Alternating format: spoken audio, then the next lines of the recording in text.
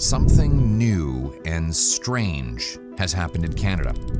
Canada is sitting on probably one of the largest housing bubbles of all times. Something we haven't seen before.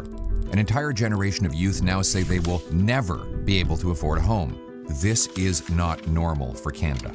We've got students who are living in their vehicles because they couldn't find a place to live. Tens of thousands of Canadians could default, Moshe, on their mortgages. And are we looking at that kind of nightmare scenario? After generations of affordable and stable Canadian home prices, it now takes 66% of the average monthly income to make payments on the average single-detached Canadian house. Given that most of the remaining 34% of the family paycheck is taken up by taxes, there's literally nothing left for food and recreation. And that all assumes that you have enough for a down payment to get the mortgage in the first place. Saving up for that down payment in Toronto now takes an average of 25 years. Not long ago, you paid off a mortgage in that time.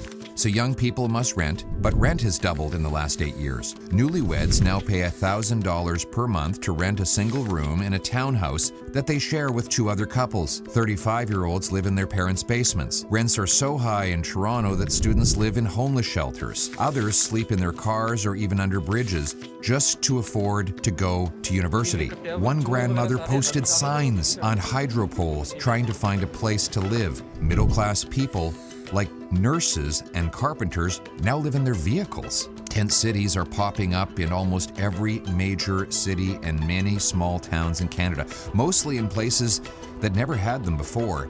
And because homeless shelters are overflowing with people, new refugees are now told to live on the streets and under bridges. Now, like all countries, we've always had problems. Throughout Canada's past, though, almost anyone who got a job could save up and buy a home by their mid-20s. When did all that change?